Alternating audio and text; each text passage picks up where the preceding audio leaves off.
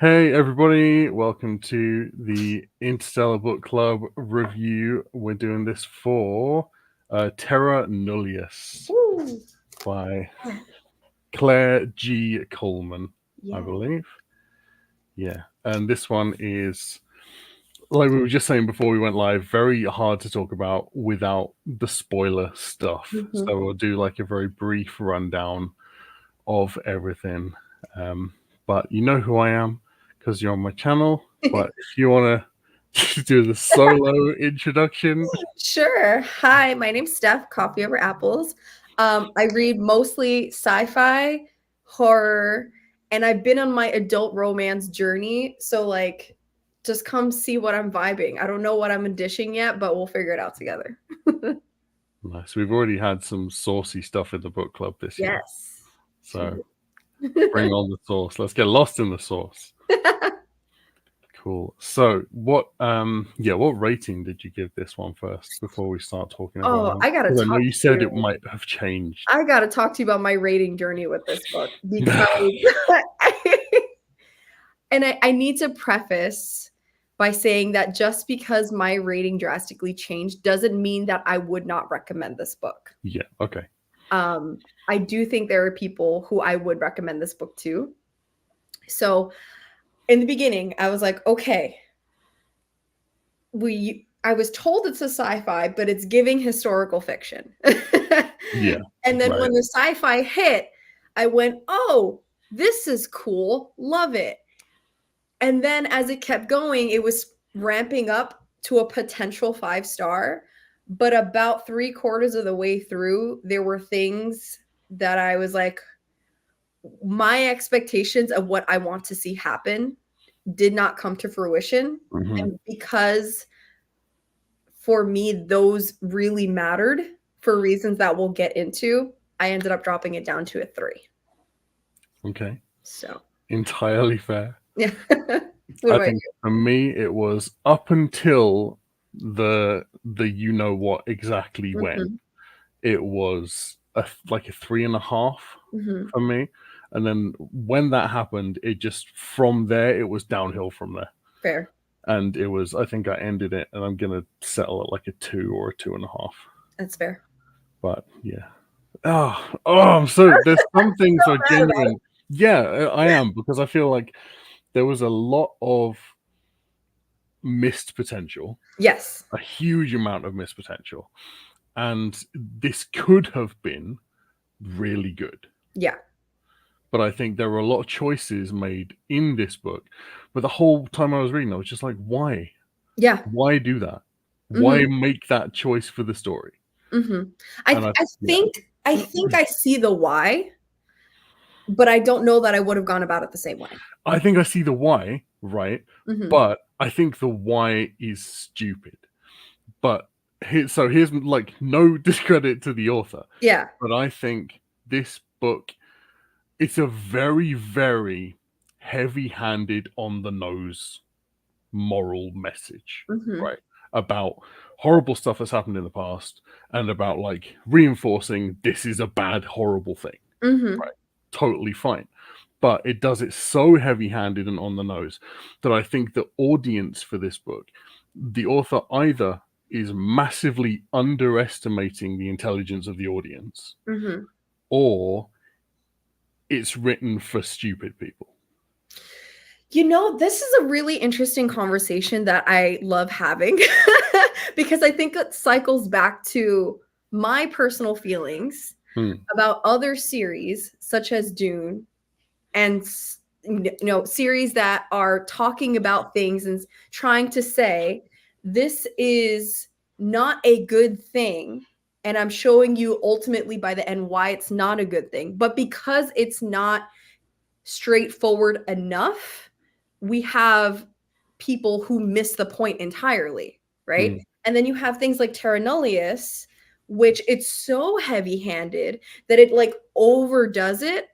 And to some degree, it is, I think, necessary, because if you don't, there's going to be people who don't get it. But then for people who want more nuance, it's unsatisfying.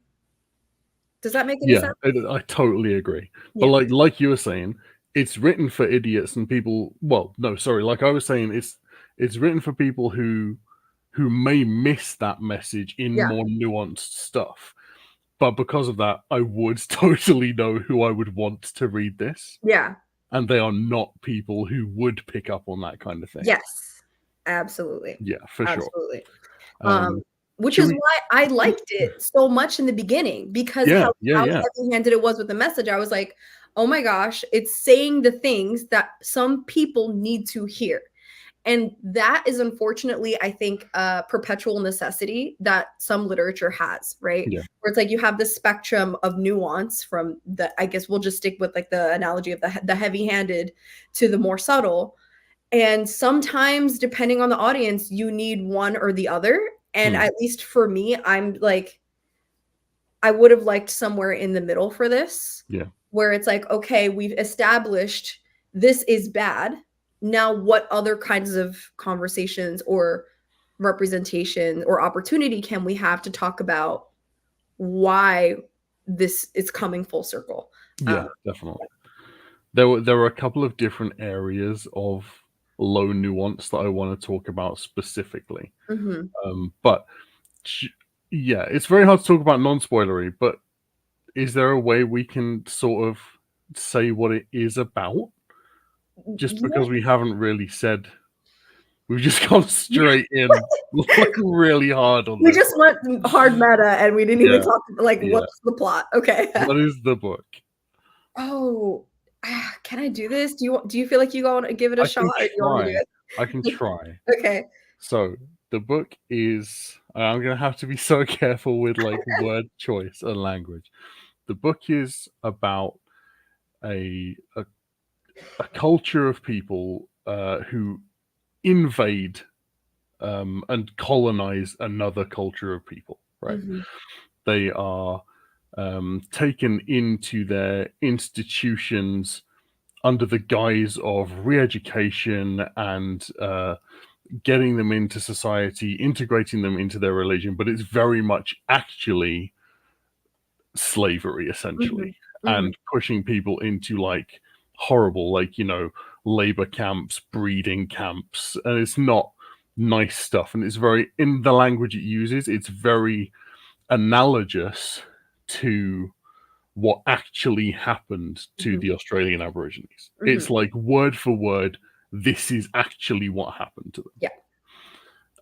And then sort of 10, 11 chapters in, there's a very big genre shift almost that takes it in a different direction aesthetically, but not so much any different direction in any other respect. And it's about somebody from the invaded, colonized peoples trying to escape and get back to their home of free natives. Is that fair? I feel like that didn't spoil anything. No. You did that so well. Yeah, I don't think I could have done it any better. Okay. Thanks. Yeah, and I mean, that's very much what's on here. So I maybe to give a little bit more context about what's happening in the story, right? Because that's like the broad like setting of it. We're following different characters. Residential schools are brought up. We have a sisterhood that we're following that runs the residential school where children are being re-educated. And so we also have a bureaucrat who's in charge of signing off on giving permits to people of the enslaved group who are, you know, just want to maybe open a business or like have some semblance of freedom. And these two characters are very much straightforward villains, right? So we get POVs from villains and we get POVs from characters that we're rooting for. We have another character who is running away from an enslaved situation. And so, you know, you're kind of just hoping that they make it out alive. And then we have one last POV or two more POVs, right? Because that's three. We have one from a person who is in a free camp of people who have survived and have not been enslaved, and they're just trying to not get caught. And then one last POV from another bureaucrat who is an inspector, right? So one thing that's non-spoilery, I think, that I did like about this was that we got POVs from all sides of the situation. Because one thing that I really don't like is when we have fiction that talks about these kinds of subjects and we only get POV from the colonizer, the enslaver's point of view. Mm-hmm. And that being said, the author is an Indigenous author.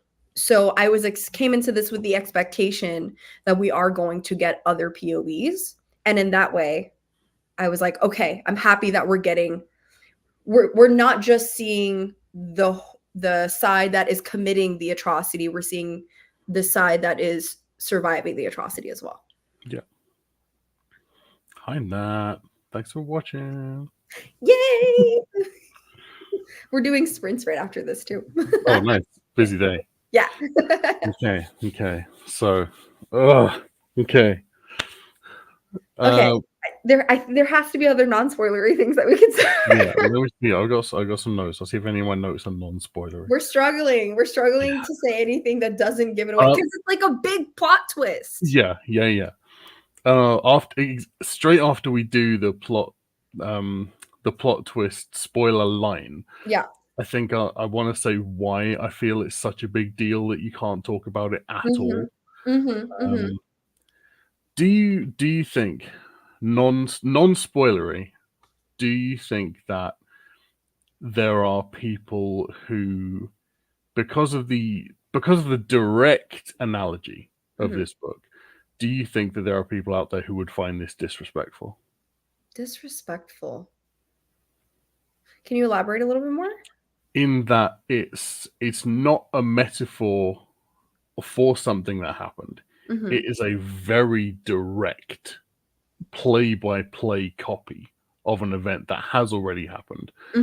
But with that big twist put in, it's almost like, I don't know, can't even talk about it before the spoiler. I know, it's hard to not specify. I know exactly. Are you saying, well, I mean, the author is an Indigenous author.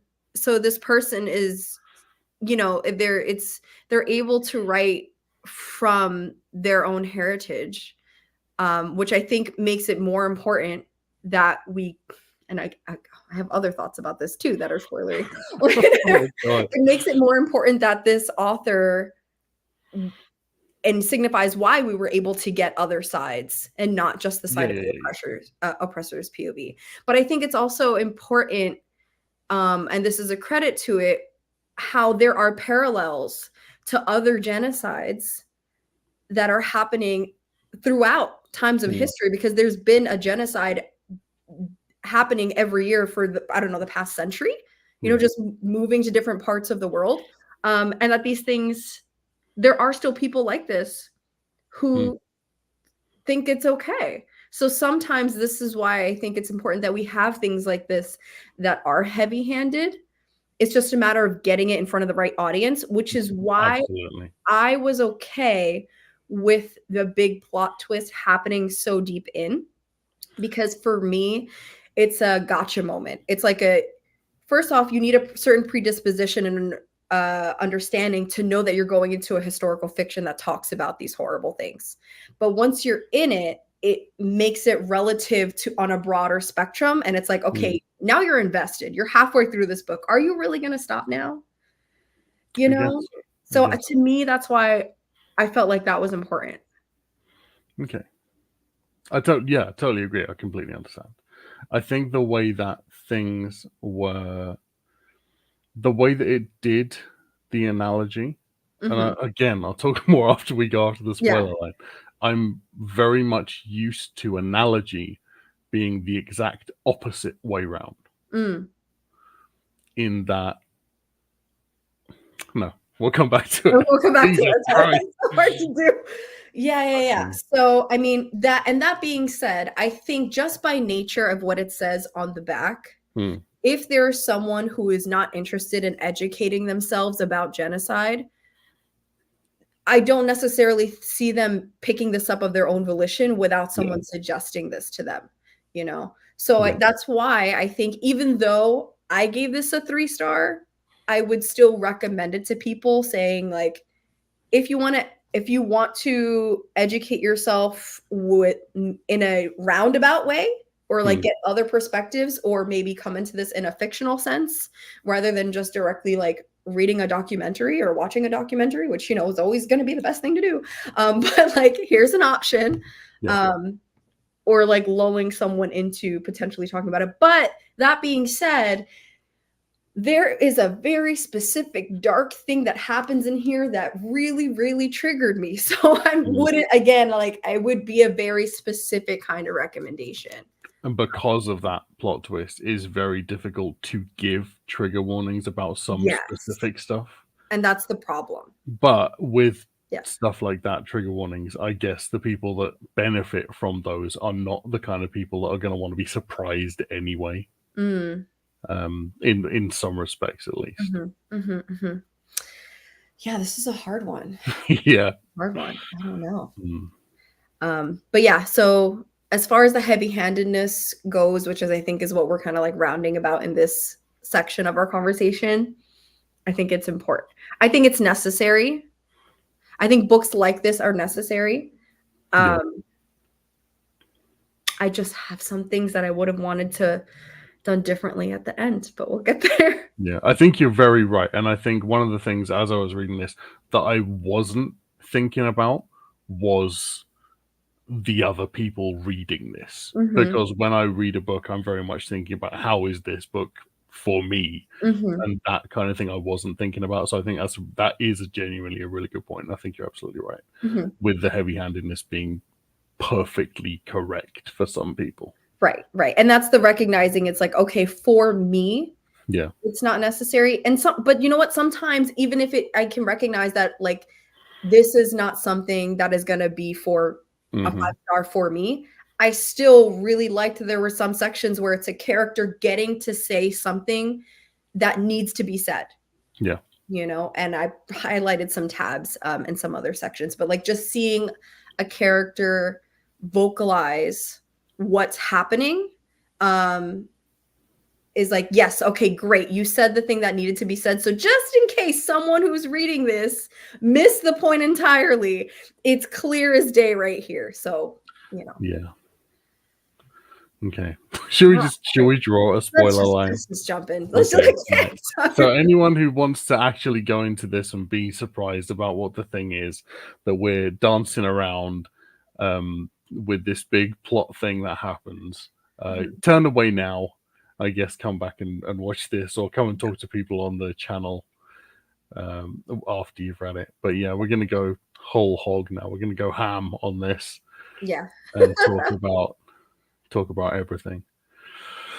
Okay. Ooh, okay. Spoiler line. Spoilers, go away. Yeah, spoilers. Right. Okay. So I do want to preface this conversation by saying, like, even though I am going to give a lot of critiques to Terra Nullius, I'm still gonna, I've said it 5 times. I'm still going to recommend it to people. Like, it's not a bad book.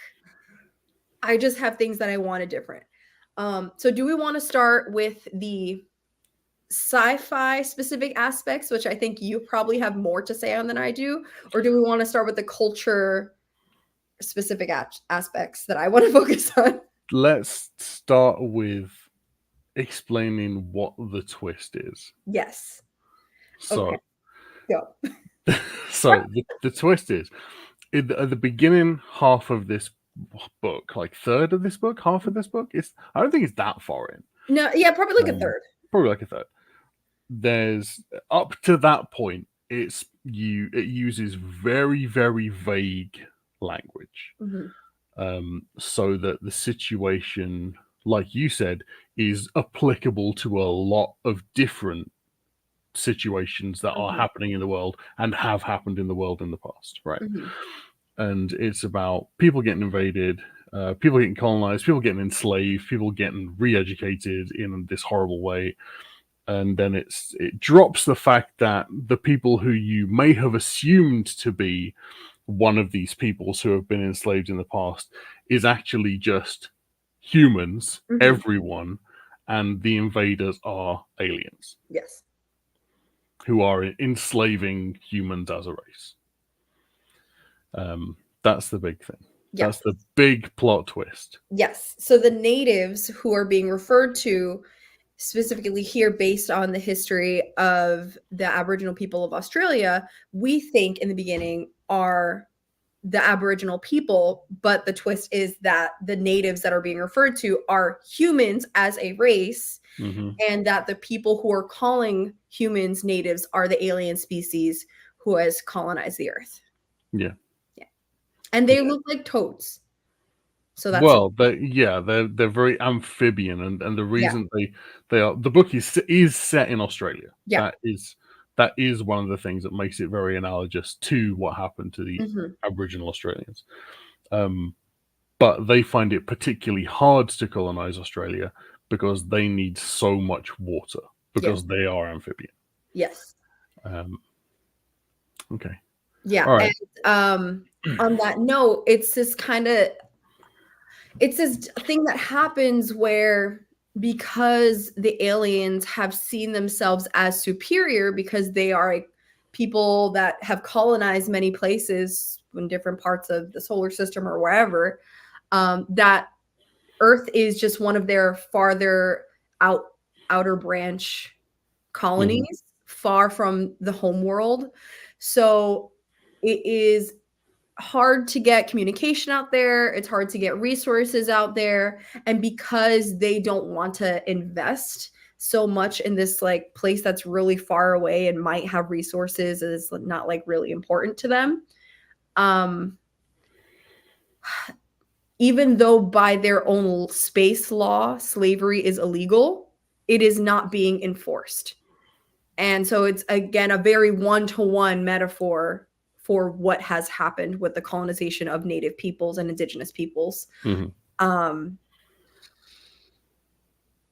And so when the residential schools and other things of that nature, the bureaucracy, all of that is put into play, it is stated in text that the aliens learn just enough about human history to say, hey, these people were enslaving themselves at some point. So let's just look at what they did and just use that, because we don't have to do the work. You know, like they're doing the work, but they're like, we don't have someone else planned the slavery handbook for us. Yeah, and it speaks to, again, with an analogy of people from one place not having the cultural knowledge to survive in a completely different environment. Like Western Europeans, would they even be able to guess about living in the desert outback with no education or watching people? No. Would they be able to subsist in, subtropical jungle areas and stuff like that? Or there's a lot of analogy with the humans being very well adapted to survive in Australia, and then because of that, being able to outsmart and show they are better in a lot of respects than the invaders. So the humans are pushed into, is it the outback? Is that the correct term? Or the bush. I think they call it the bush. The bush. Yeah. The drier areas of Australia, because the humans are able to adapt more easily than the aliens to that climate. So part of that argument that the aliens make is like, well, sure, slavery is illegal, but we're still using the humans to cultivate the land and other resources of Australia that we can't necessarily get access to. And it's just cheaper to send them to do it, because they don't see the humans as sentient anyway, which is a big conversation that's had here of whether humans can be deemed sentient, or if there should be allowed to have any rights at all, based upon their own standards of what civilization is. So again, I feel like that is a conversation as well that speaks to historical events with like with this whole conversation about like, are they even people? Do they even have souls? They do. You're just trying to find a loophole. You're trying to find a reason to kick these people out, to hunt them like animals. I don't think it talks a lot about how in the book they know when they first arrive that humans have all this technology because they have the technology to shut it down. It's like I feel like there was a lot of talk about that, but also there was no real reason given for them to even have that basis of thought other than, I want that thing you have. Yeah, and I think the same argument can be made of that is like, does it have to be anything deeper? Because I don't know that it was anything deeper in the past. Yeah. Even with genocides that are happening now, it's like, I want that thing, therefore I'm going to use any reasoning to make this group of people seem subhuman to justify to other people who I need support from, who also have power and things that I want, as to why my actions are justified, right? So it's this political game of aesthetics that really doesn't have a rationale. They're going to try to rationalize it, but sometimes it's just that. Yeah, it's just greed. Yeah, really, just at greed. the end of the day. But I think as well, on that note, one of the things I did like about this was it makes you think, it makes you like question that, it makes you read it and you go, that doesn't make any sense. Yeah, because it shouldn't. It doesn't make sense. And a lot of the stuff I think that is important about this book is stuff that is left out. Right. Because you're like, hey, what about that? Why haven't they written about that? And they wouldn't write about that because they want you to think thing B instead. And that's one thing I did like. Yes. And on that same note, this is why I enjoyed this as well, is because it's like when we think about textbooks, we think about the way that history has been written by the victors, right? It's usually written starting with the colonization of these groups and not acknowledging that they had culture and history before that these people came, and that the history of these people starts with them meeting the colonizing group. And so it plays in this in between place of, this is still fresh in a recent history where grandparents are still alive who remember what life was like before our people were colonized. Right. And that's not something that I think is present enough. So I kind of like, Kitty, no, don't rub the computer. I'm sorry. She just made an appearance. I don't think that is shown enough. So I really liked it for that. Yeah. Ma'am. I think one of the ways as well that I noticed that it kind of reinforced that cultural strip mining was the fact that, in the epigraphs that it had before all the chapters, where there was like a little excerpt from something, of every single one of the toad ones was credited. Yes. And then all the human ones were anonymous because they've lost it. They don't know. Yes. I loved it. I thought that was very cool. Very cool. That was very cool. Which is why I was confused in the beginning after reading a couple of them, because I'm like, who's writing this? Is it the humans? Is it the aliens? But then I started to notice the names and I'm like, oh yeah, because there was like, I think some of them of the epigraphs were resistance journals that were happening.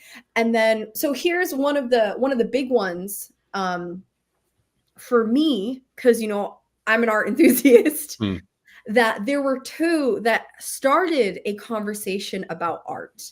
And I really liked it because this is an important part, I think, of when I think of studying the history of war, is the pillaging of art and the challenging of iconography to further dehumanize the people that are being oppressed. Right. Sure. And so the aliens are looking at human art and saying, oh, something that we haven't technologically been attuned to, but something that we appreciate. Therefore, this is our first evidence of their sentience. Yeah. And again, that is like still reminiscent, a one-for-one metaphor for what has continuously happened. Book recommendation, if anybody wants to learn more about a real life situation about that, I recommend Hitler's Art Thief. It's about I think he was a Jewish art collector, and then working with other German art collectors who were hired by Hitler's commanders at the beginning of World War II to start collecting artwork to ensure investments after certain places would get pillaged. Yeah. Super interesting. Highly recommend it. But anyway, yeah, it makes me think of that. For sure. And I think it is very easy to look at that as well from a capitalist mindset of they are people now because they have value to us. Yes. And I think that's probably something that's happened a lot in the past as well. There, and the character specifically, he doesn't have a name. We don't learn his name, but he's called the Devil. Which I think is mentioned and clarified at the end in the author interview and like acknowledgments at the end, that this person, who is very clearly a villain, right, absolutely hates the natives, hates the humans, dehumanize them. Every opportunity he gets to be able to support them, he automatically denies. Like, I think when he's introduced in the first few pages of him being on page, he's very clear, like, oh, my hand is so tired because I've just been denying papers all day, right? And it seems exaggerative, but he was based off of a real person who actually did this and was their goal to ensure that they were put in a place of political power so that their racial views can become law. Yeah.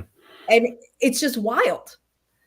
I think some of those political positions like that are specifically created by a group to sound very advocative, but to contain exactly the wrong person. Yes, absolutely. It's all a fallacy. Yeah.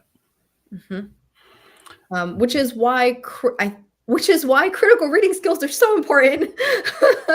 Yeah. And that being said, cycling, I think it back to the conversation we had in the beginning about a spectrum of nuance, right? Is why I'm not upset with this. Like, I feel like this is a good book and it is essential. It's just where are you on that spectrum and what you're looking for?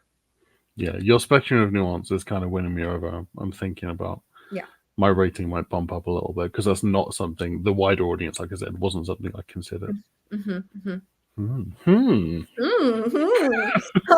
Interesting. Let me see.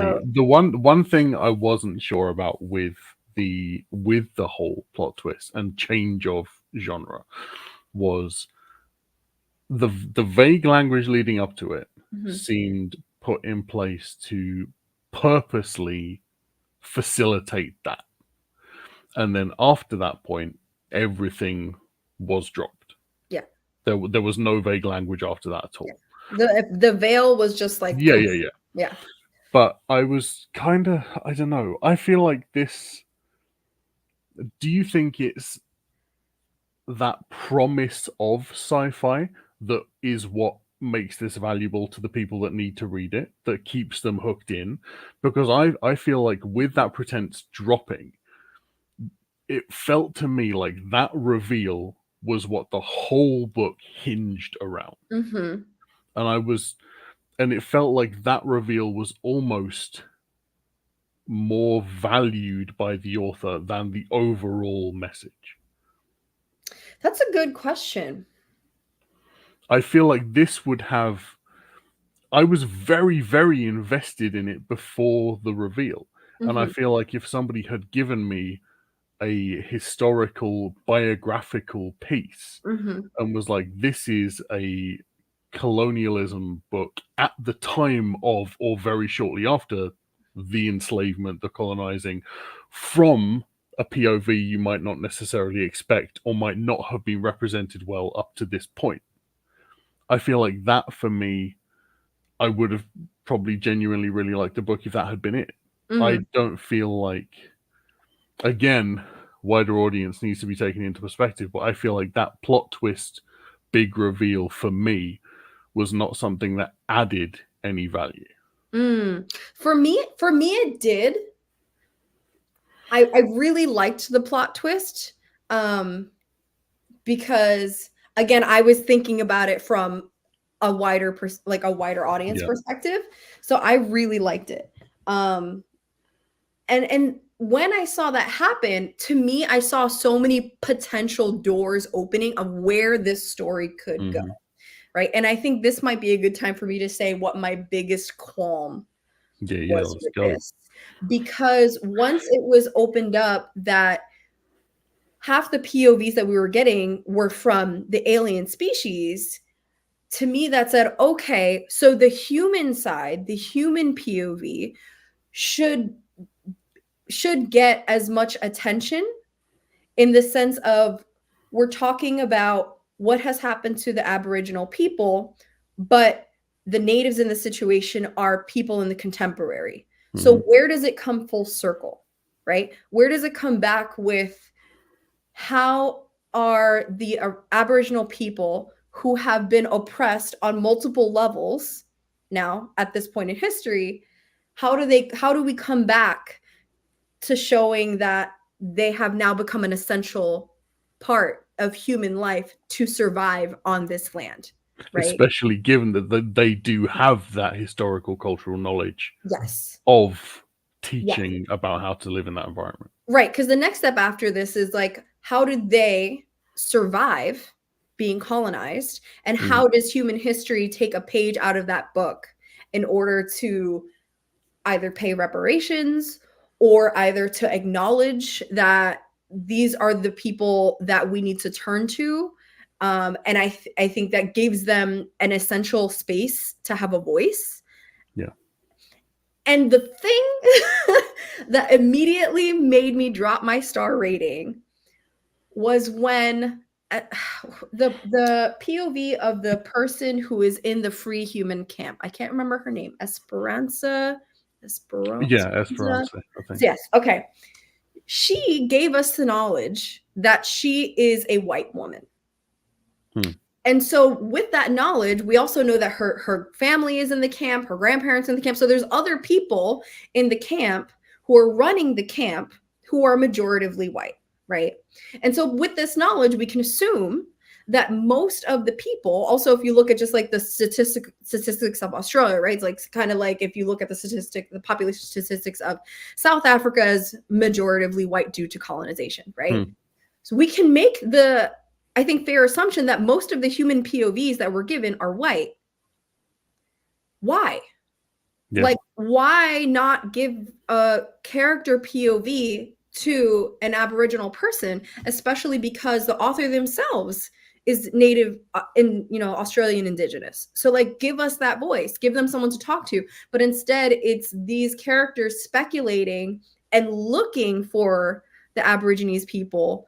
Like, oh, they're somewhere in the desert surviving after being colonized twice. We're going to find them and hopefully they can lead us into the future. And it's like, but you're part of the community. Like, yeah. I don't know. It just felt like such a missed opportunity. And that would have been like another piece in the puzzle where I would have loved this so much more. You know? Yeah, totally. Yeah. Off the back of that, just to add on to the end of what you're just saying, it very much felt like with them talking about the Aborigines over there, it was still insisting on an us and them attitude. Yes. Yes. And I have a big problem with that too. The last thing that should be existing in the setting that this book is talking about. Yes. Can I go off for a second? I'm gonna go off. Yeah, go off.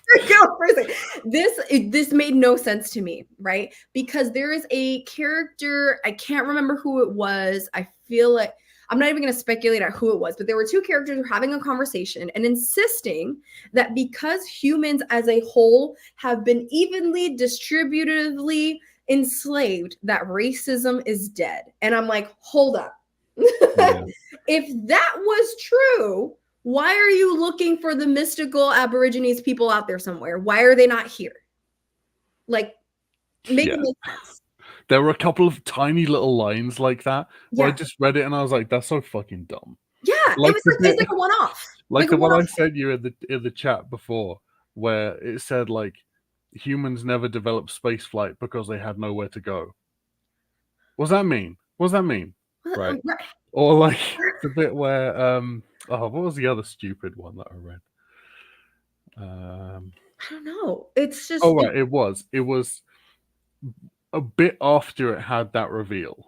In one of the epigraphs, that was like somebody addressing a council or appealing to a council. It had like the line that's like, in this situation, the aliens are the Western Europeans and we are the Australian Aborigines. Mm-hmm. And it's like, we know that's what the book is. We know. Right? Do you know what that made me think? What? That was like if you were watching Chicken Run, and then half. Oh my god, I love Chicken Run. And like imagine if halfway through Chicken Run, they cut to a monologue where somebody was like, the humans had a thing called Auschwitz. Right. Yeah. I think it really takes away from the audience. I think it's much more important if the audience makes that connection themselves. Yes. And I mean, I hold their hand while they make it, but you don't have to smack them on the head. Yeah. The hand is being held for sure, which is like, again, great. Yes, we need this. But at a certain point, it's like, okay, you've brought them to the water. Let them drink the water. Don't push their face in it. The other one. I just remembered the other one that was dumb. When they were like, the aliens, their HQ, base of operations, is Britain. I was like, okay, like why? Why though? Is it because it rains there, Max? I don't know. I don't know. But that was one of those little things. I was like, we're getting the message. You don't need to like smack us with it. Yeah, it was just these random like one-off lines. Because again, even the racism thing was like, it was just a very short conversation. I'm like, whoa, bring it back. Like dig a little deeper. Who is making this argument and why do they think it's a thing? Yeah. Or can we like talk about why they're wrong? But no. Okay, you just said that. Keep going. And I'm like, it just, those things took me out. Yeah, me too, for sure. And I think, one of the other things I wanted to talk about as well was Johnny Starr. Mm-hmm. Right. So I think that I don't know. I feel like there was a bit of an element of like white savior in there with Johnny, for sure. And I feel that a lot of the connection that he purported to have with the people that saved him, and he's like, I'm one of these people now, they have my respect, I love them, we've got this unbreakable bond, I would die for all of them. I feel like we were expected to believe that all of that happened off screen, right? And we weren't shown any of that connection, we weren't shown any of that conversation between these two very different cultures. There's no world building on the aliens part. Nothing. We get nothing. We get, they are wet, they live in a swamp, they have plasma guns. That's it, right? And I feel like it could have been very valuable to have that back and forth between the human and Johnny. But we just didn't see anything. Yeah, it was very quick. Because he said that his shifts changed when a human saved him. But that doesn't mean that he's going to just have such a paradigm shift that all of his perspectives around the genocide have completely changed. And we don't see any residual effects of that. I mean, he's got some guilt. And does that just play back into the you're a person because you have value now? Right. You saved my life, so I like you. Exactly. So which makes him no different.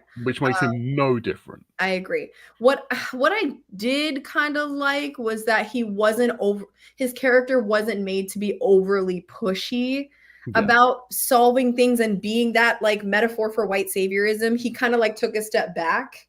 I still feel like the whiff was there though. It was definitely 100%. So it's like he took a step back and he was like, I'm just going to be here. And whenever they can decide amongst themselves that they want me to help, I'm here, but I'm not going to force myself. So I was like, Yeah. Okay. All right. Well, like he's there. Was I surprised that we ended up getting that kind of crossover? No, not at all. Also, I think my favorite character in all of this was probably Jackie. Yeah. Jackie was cool. I feel like Jackie was a reluctant martyr. Mm-hmm. And I think it is really important. And what I did enjoy about Jackie is that Jackie's main role, I think, in all of this was to show how people who tried to survive and by running away and freeing themselves from an enslaved situation were made out to be these grandiose individuals used for furthering the propaganda. Yeah. And that's really unfortunate because ultimately it led to this pressure for him where he finally does become somewhat free. But I think he realizes that he's like, I'm going to be on the run for the rest of my life. And this isn't necessarily freedom. So let me just use the little bit of freedom that I have, because I'm being made to be this grandiose villain anyway, to make some sort of difference because I'm tired. Right. So it's not really that he wanted to become a martyr and that was his goal. He's being made to perceive that. And that for him is another level of exhaustion. If that makes sense. Yeah, totally. Do you think, big brain questions, do you think that with this kind of book that has a future situation mirroring a historical situation, do you think it is reflective of pessimism on the part of the author that things aren't going to change? No, I think it's realism. Yeah. Because we have genocides happening today. In the year 2024, when we are at our most technologically advanced, we have propaganda, we have multiple genocides happening, and we still have people arguing and saying that they're not. Do you think, sorry, rephrase the question. Yeah. Do you think that the attitude of realism is an attitude towards this kind of thing being a continuous cycle? I think I don't think that necessarily talking about it is speaking it into fruition when it's something that's been a consistent dark side of human civilization. Yeah. That any time that we have these like various cultures meeting together, that there's always some kind of dominance for hierarchy, right? And so I think that just because we have these conversations doesn't mean that we're what's the word? Propelling them further. Yeah. But just saying that we cannot stop educating ourselves as to the reasons why they are consistent, because it's preventative, right? Like it makes me think about how like Germany has a very much more intensive, at least from what I understand from talking to like fellow educators who have like been to Germany or work in Germany, whatever, about preventing to making sure that the Holocaust doesn't happen again, right? Yeah. And it's like, it's specific to that history, but it doesn't necessarily acknowledge that genocide is like a one size fits all thing, right? So yeah, I don't think it's negative. I think it's necessary. What do you think about the fact that the inspector died at the end? I was not surprised. Totally saw that coming. Yeah. Yeah. Very unfortunate. And yeah, it happens. Just furthering the like, people will even fuck over the ones that are on their team to propel this lifestyle that they have gotten very comfortable with.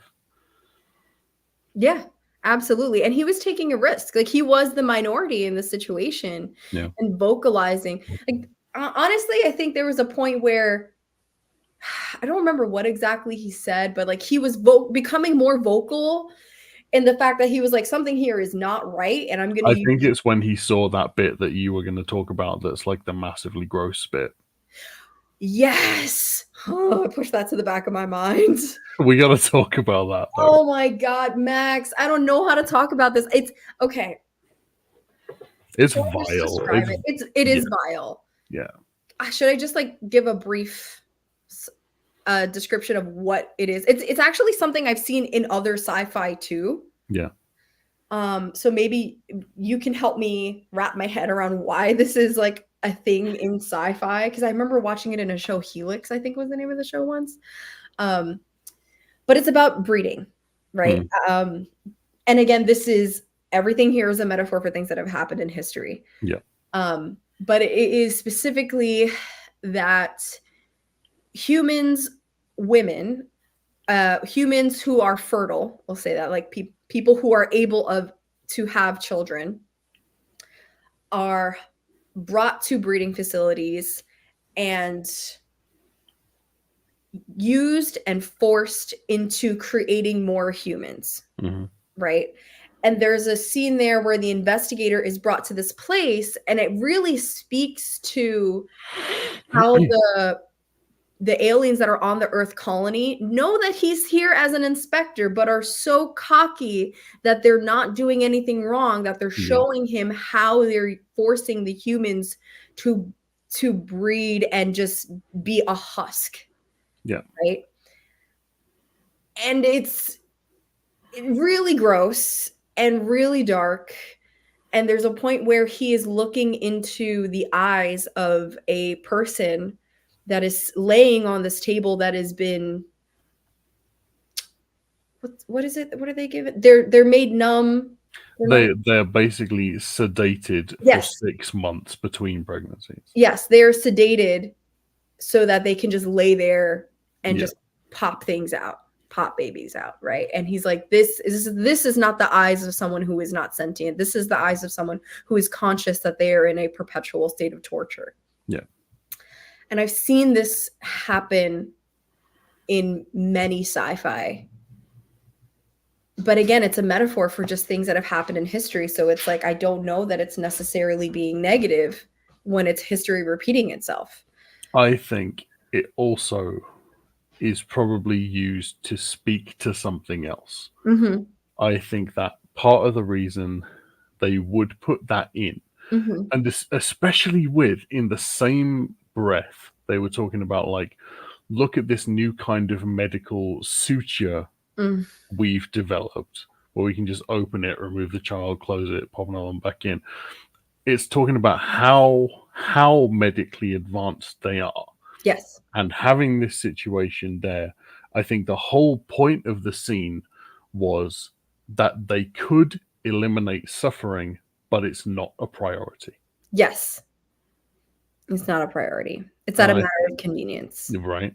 And I think that one message of this book that is a lower but equally important thing is how dangerous convenience is, and how much people will make others hurt for their convenience.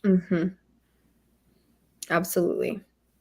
And I think it's very easy to use that metaphor of, especially given the history of, women not having bodily autonomy, using that metaphor to reinforce just straight up cruelty.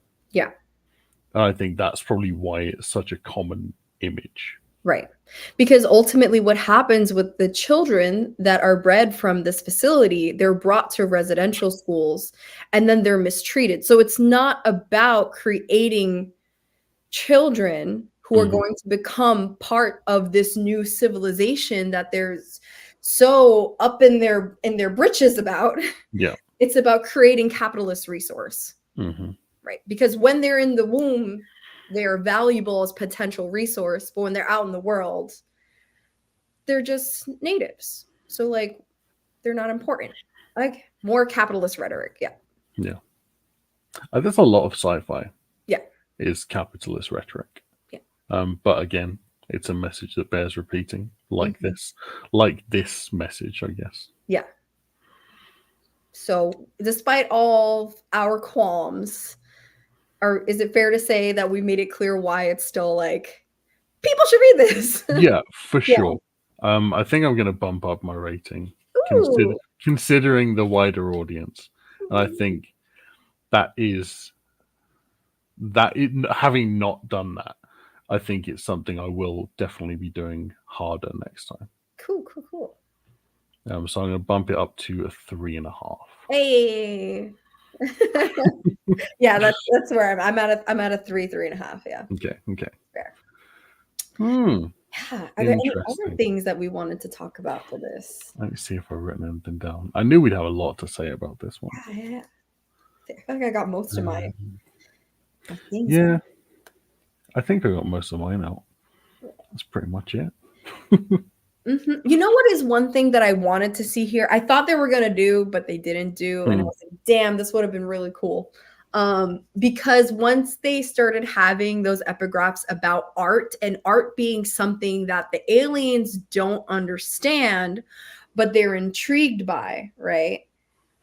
If the humans started communicating in imagery and artwork, and that became this kind of like secret network of human communication, could have been also, I mean, again, I know it was like focusing on Australian civilization, but could have been reminiscent of like the Underground Railroad.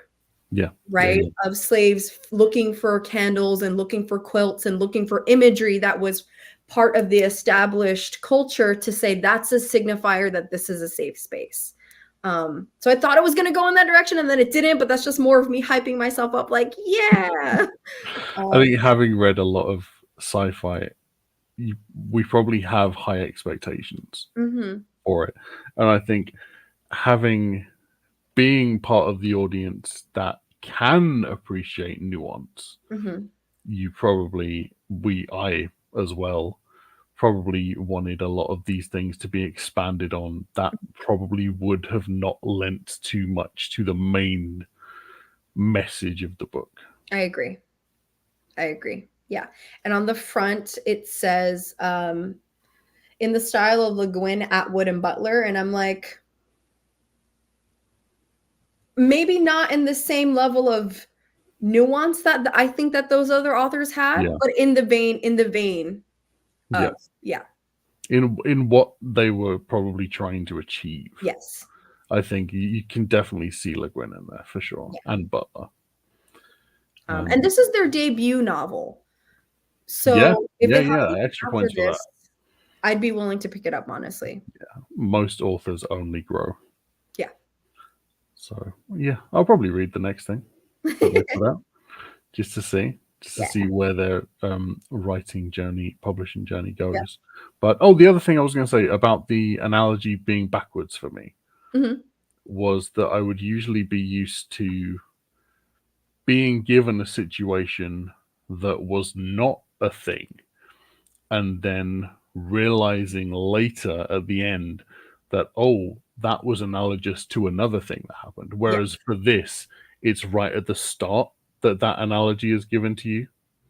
And I feel like that's kind of a thing that threw me a little bit as I was reading, having it just the other way around than I've read it before. Yeah. That's kind of cool. But yeah, I think that's all my notes. Okay, cool. Yay, we did it. We also have some like other stuff to talk about. So we got to introduce the book for next month. Yes. So I guess I'll do that now. We're reading Do You Dream of Terra 2 by Temi O. I'll read the back because I'm planning on going into this blind. I try to go into all of our book club books blind. So it's the best way. Let's do this together. It says, have you ever hoped you could leave everything behind? Have you ever dreamed of a better world? Can a dream sustain a lifetime? A century ago, an astronomer discovered an Earth-like planet orbiting a nearby star. She predicted that one day humans would travel there to build a utopia. Today, 10 astronauts are leaving everything behind to find it. 4 are veterans of the 20th century space race, and 6 are teenagers who've trained for this mission most of their lives. It will take the team 23 years to reach Terra 2. 23 years locked in closed quarters. 23 years with no one to rely on but one another. 23 years with no rescue possible should something go wrong, and something always goes wrong. Dun dun dun. It's kind of giving Interstellar. Yeah. It is, which I vibe with. So that's good.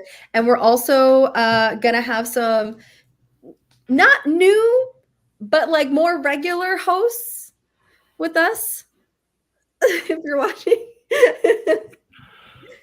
Do you want to speak to it, Max?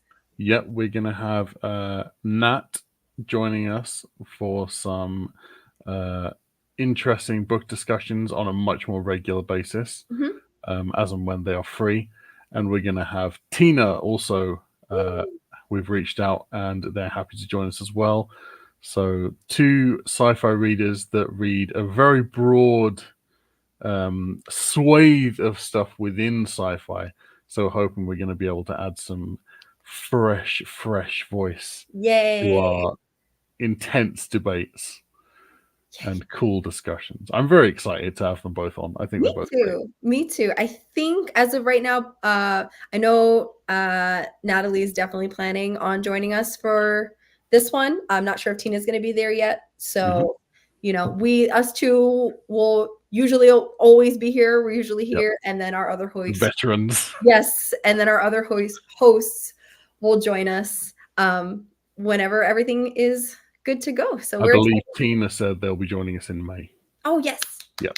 That's exciting. So cool. So if you want to join us, the Discord is linked. It will be linked below. Yep. And you can help us vote for what we're going to read in May. We open up the polls in the middle of the month. So yay. Very excited. Yes. All right. We did it. I think that's it. So yeah, check us out on the Discord. I've linked both of our channels as well. I will be adding links to Tina's and Natalie's too, so make sure you go check them out and subscribe, and we'll see you in a month's time. Yay! Bye.